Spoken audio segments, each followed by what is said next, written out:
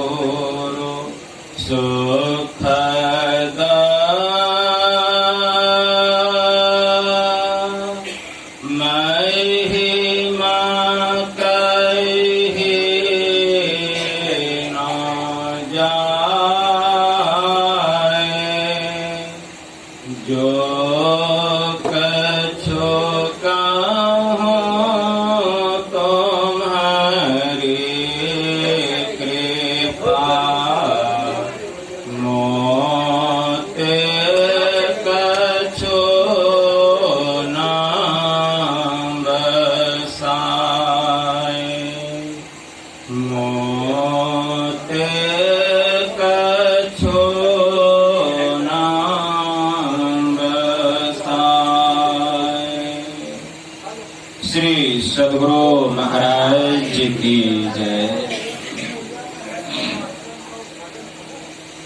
अव्यक्त रूप में परमाराध्य संत सदगुरु महाराज के पावन कमल चरणों में बारंबार नमन। तीर्थों को भी पावन करने वाले मंचासीन वंदनीय साधु समाज के श्री चरणों में कोटि सह नमन। आदरणीय सत्संग प्रेमी गुरुजनों, भक्तिमती माताओं एवं धर्मशिला बहनों, आप लोगों को सर्वविदित हो चुका है कि आज का जो दिन है यह बड़ा ही पावन और पवित्र दिन है,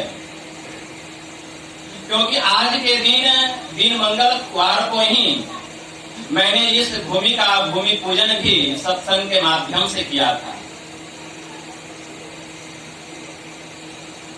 12 दिसंबर दिन मंगलवार, और आज उसी जमीन पर यह एक छोटा सा सत्संग भवन जो अभी निर्माण की ओर है, अभी पूरा पूर्ण रूप में निर्माण नहीं हुआ है, यह सत्संग भवन खड़ा है। गुरु महाराज की असीम कृपा से मैं इसका निर्माण क्या करूंगा, जो कुछ करने वाले हैं गुरु महाराज हैं। आप लोग कार्ड देखिएगा तो उसमें मैंने अपना नाम नहीं डाला है। देखिए उसमें प्रबंधक में किसका नाम है, संत सदगुरु महर्षि में ही परमहंस जी महाराज। क्योंकि हम में उतना सामर्थ्य नहीं है कि मैं कुछ कर सकूं। न कछु किया न करी सका, न करने योग्य शरीर, जो कछु किया साहब किया, कहे कबीर कबीर। करने वाले सब संत सदगुरु महाराज हैं। मैं तो एक माध्यम हूं। मैं गुरु महाराज के चरणों का जो धूल होता है, उस धूल का एक जो कण होता है, महीन कण, वास्तव में मैं उस कण के समान भी नहीं हूं। हम में उतना सामर्थ्य क्या होगा ये आप लोगों का अथक प्रयास है और गुरु महाराज की कृपा है। और जब तक शरीर में हमारा प्राण रहेगा, मैं गुरु महाराज के संत मत के ज्ञान का झंडा फहराता रहूंगा और संत मत के नाम का रोशन करता रहूंगा। तो यह संत मत सत्संग भवन आप लोगों के सामने है। इसी का उद्घाटन समारोह आज के दिन मंगलवार को भी रखा गया है और इसी उद्घाटन समारोह में हमारे महर्षि मिनी कुप्पा घाट आश्रम से पूज्य पाद गुरु सेविक भगीरथ दास जी महाराज का भी पदार्पण हुआ और उन्होंने अपना अमूल्य समय हम लोगों को प्रदान किया और उद्घाटन भी किए। क्योंकि जगह बहुत सांकरा है, आप लोगों की इतनी कर्मठता को देखकर, सहनशीलता को देखकर मुझे इतनी खुशी हो रही है कि इतनी गर्मी में भी आप लोग इतनी स्थिरता के साथ बैठकर संत मत सत्संग का ज्ञान का लाभ ले रहे हैं। जरूर आप लोगों के हृदय में जब तक परमात्मा का निवास नहीं होगा, आप लोग इस तरह नहीं बैठ सकते। परमात्मा ही आप लोगों को बैठा करके रखे हैं। तो अभी हम लोग बहुत कुछ सुन चुके प्रवचन की कड़ी में। अब मैं भी आप लोगों के समक्ष कुछ रखता हूं। वास्तव में संत मत का जो सत्संग है, यह ज्ञान, योग और भक्ति, इन तीनों का सम्मिश्रण है। इस संत मत के सत्संग में संत वाणी की प्रधानता होती है और तीन बातों की प्रमुखता बतलाई जाती है। पहला स्तुति, दूसरा प्रार्थना और तीसरा उपासना। यही मुख्य है। स्तुति, स्तुति का मतलब गुणगान करना, परमात्मा का यशगान करना, उनकी महिमा का वर्णन करना, उनकी स्तुति करना, उसी का नाम है स्तुति। दूसरा प्रार्थना, प्रेम सहित प्रभु से कुछ मांगना, प्रेम सहित प्रभु से कुछ मांगना, यह है प्रार्थना। वास्तव में हम लोग प्रभु से क्या मांगे? क्या मांगू कछु थिर न रहाई, क्या मांगू कछु थिर न रहाई। इस संसार में कुछ भी स्थिर रहने वाला नहीं है। 1,00,000 पूत 1.25 नाती, जा रावण घर दिया न बाती। कुछ रहा? रावण सोने के महल में रहता था, वह जलकर राख हो गया, कुछ नहीं बचा। लंका सी कोट समुद्र सी खाई, जा रावण की खबर न पाई, बाबा कबीर ने कहा। और हम लोग चाहते हैं यह थोड़ा सा कंकड़ पत्थर जो रखे हैं कि बहुत है, यह बहुत भी काम आने वाला नहीं है।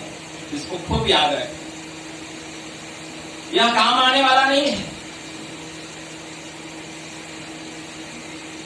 बाबा कबीर ने बड़ा अच्छा कहा, मैं तो आन परी चोरन के नगर, अरे सत्संग बिना जियरा तरसे। इस सत्संग में लाभ बहुत है, तुरंत मिलावे गुरु से।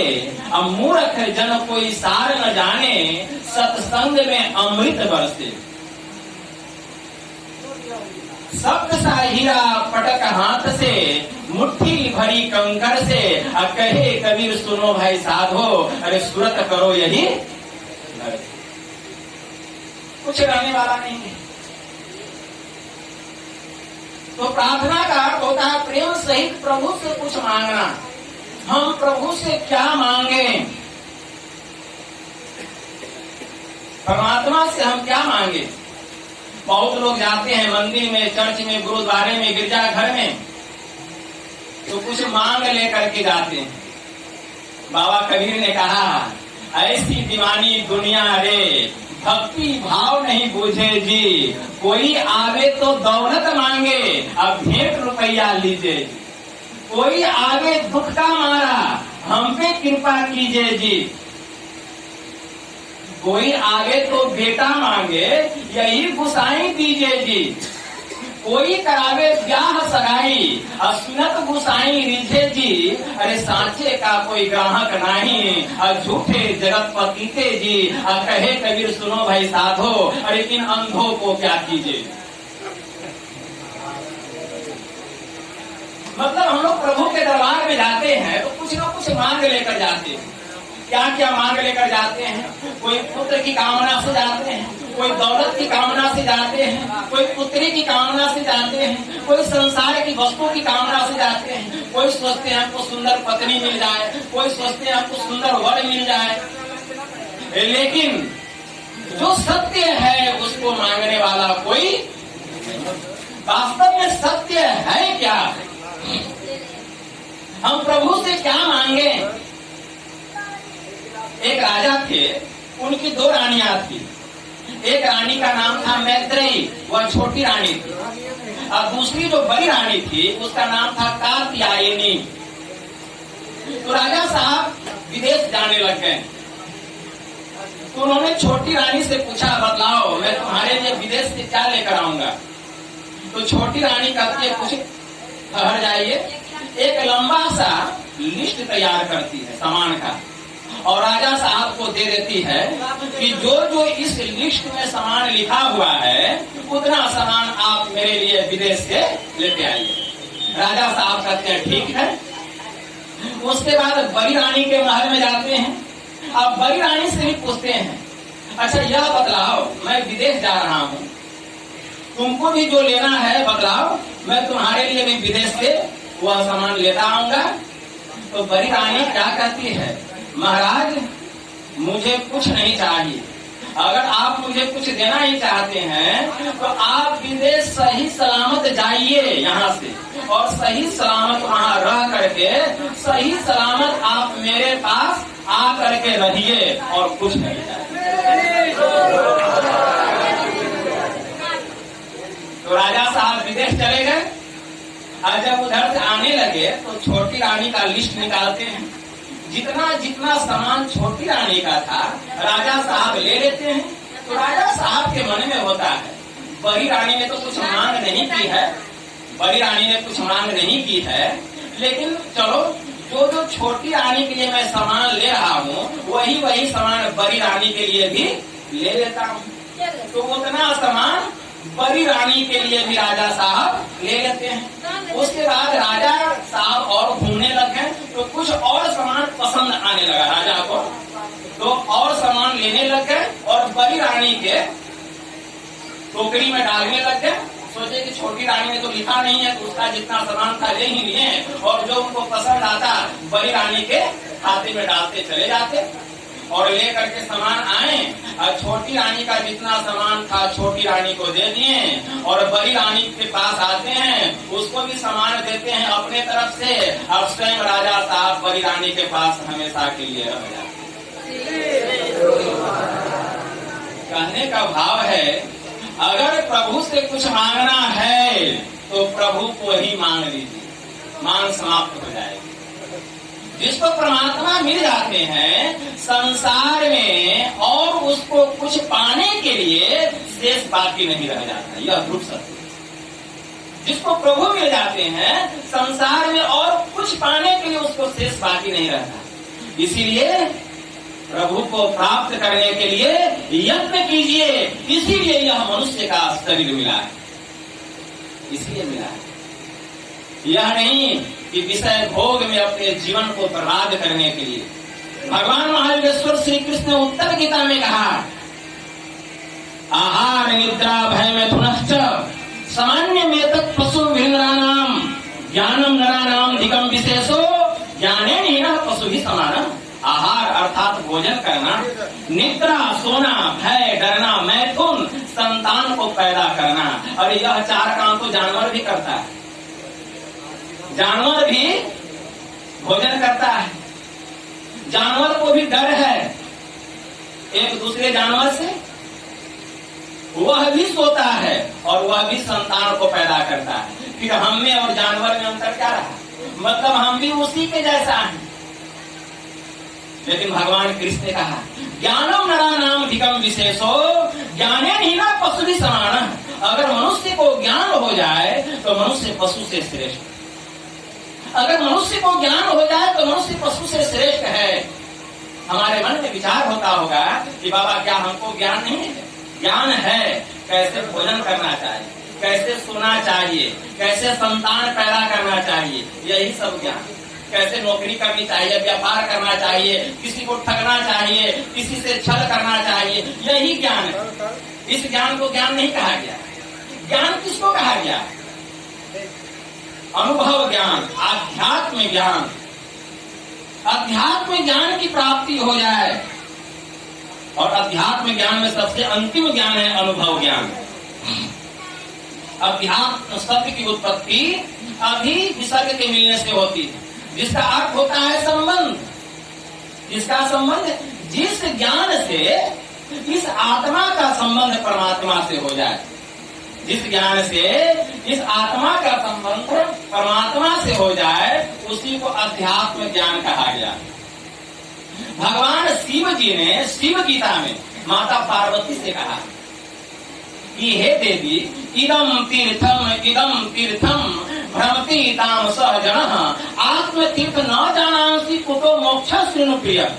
तो जो तामसी प्रवृत्ति के लोग होते हैं वे इधर उधर जिधर तिधर जाते हैं और कहते हैं यह तीर्थ है वह धाम है। लेकिन जब तक आत्म तीर्थ का ज्ञान नहीं हो जाए, जीव का परम कल्याण नहीं होता। आत्म तीर्थ का ज्ञान होना चाहिए, अपना ज्ञान होना चाहिए। अपना ज्ञान केनोपनिषद में मंत्र आया, इह चेदी दत् सत्यम अस्ति न चेदी हा वेदिन महति विनिष्टिह भूतेषु भूतेषु विचित्य धीरा प्रत्यास्माद लोकात् विदिता भवन्ति। अगर इस जन्म में ब्रह्म को जान लिया तब तो बहुत अच्छा है, और अगर उसे इस जन्म में नहीं जान पाया तब तो बहुत भारी हानि है। बुद्धिमान लोग सर्वत्र प्राणियों में उसे उपलब्ध करके इस लोक से जाकर सदा के लिए अमर हो जाते हैं। अशरीरम शरीरे स्वस्थे स्वस्थितम महानतम विभुमात्मानम मत्वा धीरो न सोचती। जो सभी शरीरों में शरीर रहित है, जो सभी अनित्यों में नित्य रहने वाला है, ऐसे सर्वव्यापक आत्मा को जानकर मनुष्य कभी शोक नहीं करता, कभी शोक नहीं करता। इसलिए आत्मा का ज्ञान ही परम ज्ञान है। आत्म ज्ञान प्राप्त करना चाहिए। नचिकेता के पिताजी का नाम था वयस्रवा। वयस्रवा बहुत बड़े यज्ञ कर रहे थे, और यज्ञ संपन्न होने पर उनको स्वर्ग में उत्तम लोक की प्राप्ति होनी थी। और उन्होंने संकल्प कर लिया था कि जब यज्ञ संपन्न हो जाएगा तो मैं पुरोहितों को उत्तम से उत्तम गाय दान करूंगा, बहुत दान करूंगा, बहुत धन दान करूंगा। लेकिन यह क्या, जब यज्ञ संपन्न हुआ तो वयस्रवा को किस मोह ने आकर के घेर लिया। यह कठोपनिषद का मैं कथा आप लोगों को सुना रहा हूं। वयस्रवा को किस मोह ने आकर के घेर लिया। जब यज्ञ समाप्त हो गया तो जो वयस्रवा संकल्प लिए थे कि यज्ञ संपन्न होने पर मैं सुंदर सुंदर उत्तम उत्तम गायों को दान करूंगा, लेकिन यह क्या, वयस्रवा ने जो गाय अंतिम भोजन कर चुकी थी, अंतिम पानी पी चुकी थी, जो दुबली थी, पतली थी, बीमार थी, वही सब गाय पुरोहितों को दान करना शुरू कर दिया। नचिकेता को रहा नहीं गया देख करके, और नचिकेता कहते हैं 5 वर्ष का बालक है नचिकेता। नचिकेता कहता पिताजी ठहर जाइए, यह क्या, आपने तो कहा था यज्ञ संपन्न होने पर मैं उत्तम उत्तम गायों को दान करूंगा, अन्न दान करूंगा, धन दान करूंगा। लेकिन यह क्या, जो गाय अंतिम भोजन कर चुकी है, अंतिम पानी पी चुकी है, जो दुबली पतली है, लाचार है, वही सब गाय आप दान कर रहे हैं। पिताजी, इससे आपको स्वर्ग की प्राप्ति नहीं होगी, उत्तम लोकों की प्राप्ति नहीं होगी। इसलिए पिताजी, आपके लिए सबसे प्रिय मैं हूँ, आपके लिए सबसे प्रिय मैं हूँ। इसलिए आप यह बताइए कि आप मुझको किसको दान कर रहे हैं।